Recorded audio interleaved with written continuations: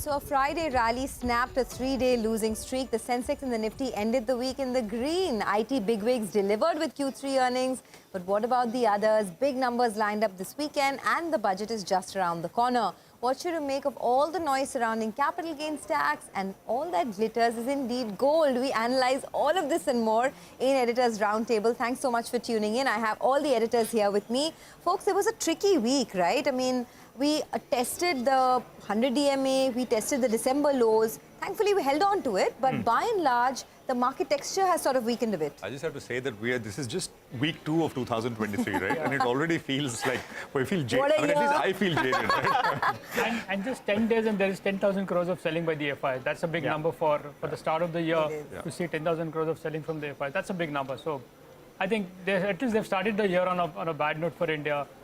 Whatever be the reasons, they're moving to China or some other countries, but at least they've sold very aggressively in the Indian markets in the first 10 days. You know, in cricketing parlance, I would say that the bowlers are the bears. You know, they're bowling yorker to yorker. Unfortunately, when we're going to around 17,750, it seems they're mistiming that yorker.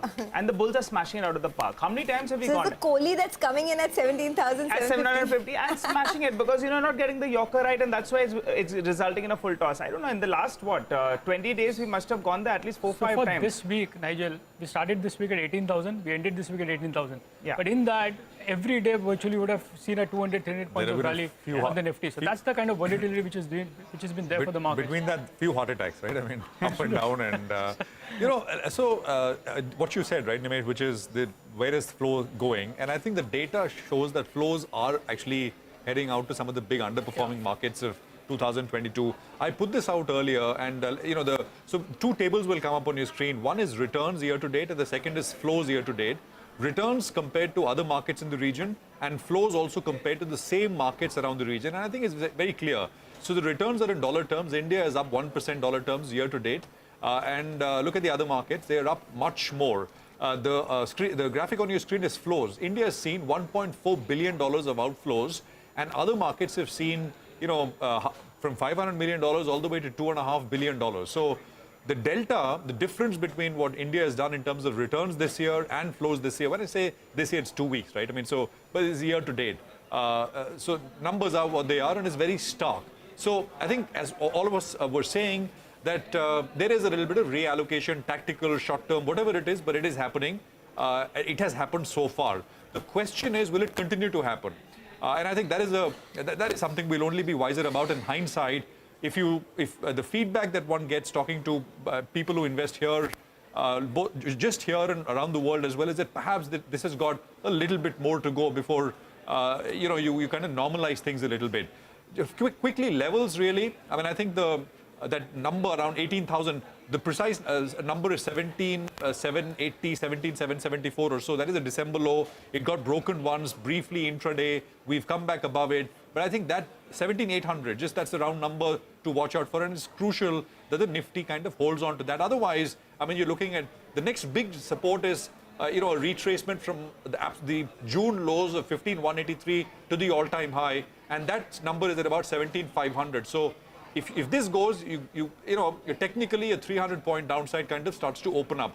On the Bank Nifty, again, I mean, the numbers to focus on is the Bank Nifty never broke the December low, so that kind of becomes a support.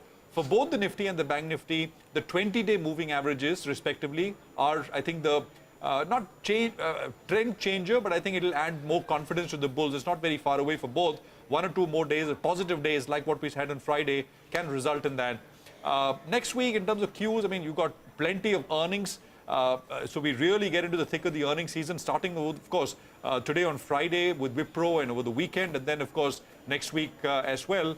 And of course, I mean, you know, global cues, always important to track. 2 weeks away from the budget. I also looked at returns 2 weeks before the budget, and there is no clear trend. We'll talk more about that when we come back next week. So I think we got our hands full, especially with earnings and what's happening in the market itself. Nimesh, what are you picking up? So, you know, Prashant, you spoke about the big 10,000 crore of selling from the FI, but the big chatter in the dealing rooms was that a leading hedge fund was unwinding the India positions. Whether it's already done with, whether it's done 70%, only time will tell. But the feedback is They've sold most of the large cap stocks in the last last 10 days of January. So that's the overall feedback as far as who's been selling in the Indian markets. Looks like some of the large cap names are a little oversold, so that can be a bit of a support to the bulls. But I guess 17,800 is what we need to watch out for this week. Every day the bulls have defended 17,800 on the downside. Whether that will be the case next week, I guess some earnings can be a bit of a support to the bulls in that levels. I guess for the next few days, few weeks, the earnings and the pre-budget expectations will be the big talking point, and that will dominate the mind space for the investors as well. But I guess even on the when we did the first series, the start of the year, I had said about some large blocks which are pending. The Kotak block didn't happen, but even this week you saw 2 large blocks in Paytm, despite the fact that there is further sell-off expected. Still then there was a bit of demand there, and we saw yesterday Shriram finance block got done, despite the fact that there is Piramal who's holding back, and even they can sell further. So despite that, there has been large blocks happening. So that's something to take away with. But the fact is there's a large sell-off from the FIs, and looks like one of the leading hedge fund was unwinding India positions. Only time will tell whether they are done with, and that can be a bit of a support if the bulls wants to take that part, and the fact that some large caps are a little oversold. All right, Nimesh, thanks very much for that. We are going to focus on stuff you can touch and feel. Steel, gold, that's the focus today. Sonia is going to get to gold, but before that, Nigel, you're looking at steel, right? Well, yeah, that's right. You guys are talking about the markets being volatile. I'll tell you what's been doing well, the metal index. So let's go across to the big wall and tell you more about that. So the metal index, in the last couple of months or so, the Nifty is more or less unmoved, but the metal index is up close to around 15%. Big outperformance out there. The China unlock is playing out, and there's a double bazooka that's playing out there. One is the Chinese economy is unlocking, so obviously a more amount of steel, more amount of metal is used. And the second factor is the domestic steel market was plagued because there was an export duty that was levied. That got pulled off in November itself. So good couple of tailwinds did come in for the industry. Let's run you through 5 big points that have been helping the steel industry in particular. The Chinese push. Well, there were 2 factors out there that was ailing the Chinese market. One was the property market. The second factor was there was no mobilization. People were stuck at home. Now, both of them are being addressed. So the Chinese government and the Chinese authorities are focusing on this. So good news out there. Second factor is the Chinese steel prices. Remember the HRC prices? Well, they corrected from around $860 at the start of 2022 all the way to around $500 odd. But with this unlock theme playing out, well, the pricing is currently at around $620, $630 per ton. So that's giving you a case that domestic prices will get some kind of support. Moving to the domestic prices itself. In India, well, the steel prices were at a premium in comparison to Chinese steel prices. That is, if you import steel from China, well, it was coming at a cheaper rate. Well, that's quickly turned around because from an 8,000 rupee premium, the Indian steel makers, they went ahead and they cut prices, while the Chinese players, they increased prices. Suddenly, the entire ratio has flipped around, and now you have the Chinese steel, if you import it, it's coming at a premium in comparison to domestic steel prices. A couple of brokerages like JP Morgan as well as BofA, they are expecting price increases of 2,000 to 3,000 in the next few months.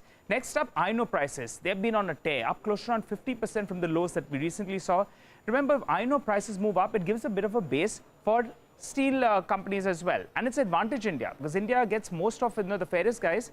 They get most of their iron ore from domestic sources. Domestic iron ore is at a discount in comparison to imported iron ore that comes in there. And also keep in mind that if iron ore prices move up, then steel prices, they get a base, and in that context, India is relatively better placed. Finally, demand. Demand's been good. That price increase that's been taken at the start of January, it's been lapped up by consumers, so good news out there. Restocking is taking place. First, the consumers were saying, no, let's not buy, steel prices will fall.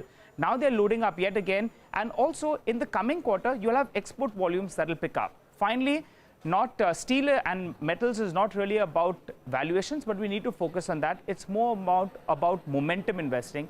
And that's why we've seen these stocks run up. But more or less, on a price to book value, it's pretty much in line with what they've been trading at. So that's about the metal and the ferrous space. But guys, Sonia, everyone doesn't track steel, right?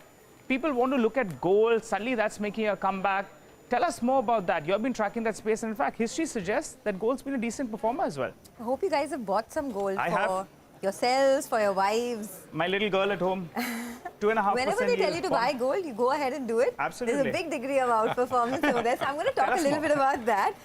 So, as they say, all that glitters is gold indeed. And this week, the big headline really was MCX gold hitting an all-time high. It hit a high of 56,000 rupees. Now that's a gain of 17.5% in the last 1 year alone. In fact, international prices hit $1,900 an ounce as well. That's a gain of almost 16% from the September lows. That's on international gold prices. That will come up for you in just a bit.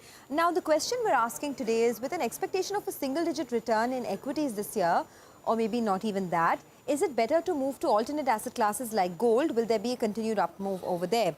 Now, what I did is I tried to assess the returns of gold compared to the Sensex for 1, 5, 10 and 15 years. And I noticed that for a majority part of the last 15 years, gold has seen a significant outperformance. Look at that. In the last 1 year, 13.9% up move in gold, while Sensex barely 4.5%. In 10 years, it is the only one where gold has not outperformed. In 5 years, 13.5 and 12.5. And look at 15 years. If 15 years back you had bought gold, your compounded growth rate would have been almost 12% compared to just 7.6% for the Sensex. Now, of course, we do know why gold is rallying. A couple of key factors here. There's expectations of a mild global recession. There's a further weakening of the dollar. There's geopolitical flare-ups. So, there's an energy crisis in Europe, because of which perhaps people are moving their investments to safe haven like gold. In China, there's a reopening trade, so perhaps consumption of gold would go up there, and hence gold prices are looking good.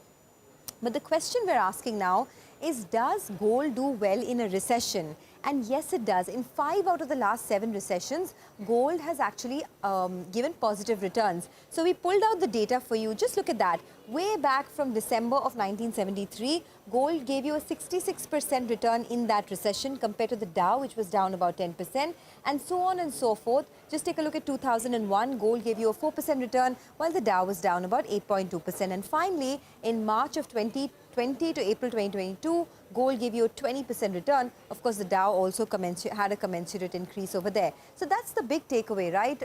Gold did well in 5 out of the last 7 recessions. Just quickly on to what brokerages are forecasting. JP Morgan has said that oil and gold will drive the commodity returns in 2023, and they forecasted gold prices at $1,860 an ounce. It's already surpassed that level. But there is one risk. The downside risk is if there is a soft landing scenario. So I want to, in fact, toss this question to our guest, Ajay Srivastava, who's joining in of Dimensions Consulting. Ajay, this is something that is right down your alley. I think for the last maybe 3 or 4 months, you've been saying that equities is not the place to be. There are other asset classes, alternate asset classes that you should look at. Does gold top your list? Of course it does. You already gave it all the statistics possible. Your mother told you, your grandmother told you, and they were very wise investors at this point of time.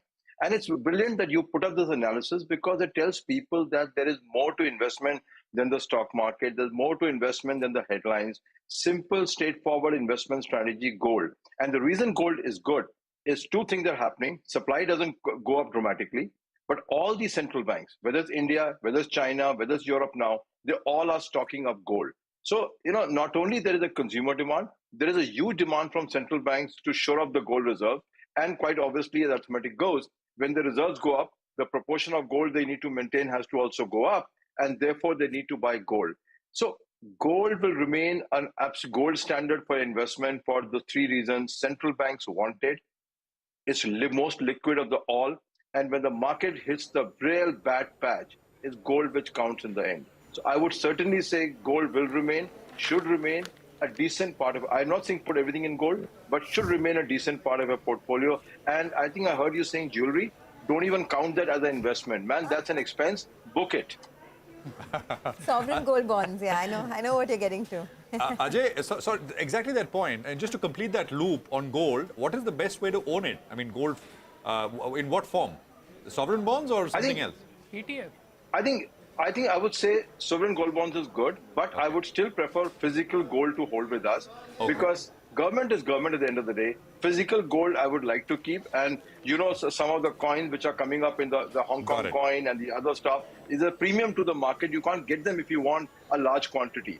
So I would say bars, physical gold in bars and coins would be the right way to do it. Put part of it in the 2.5%, because that's subject to government can do what it wants, the rate what it wants. So physical gold over paper gold any day. Okay, with that, let's take a short commercial break on Editor's Roundtable. We'll be back in a bit.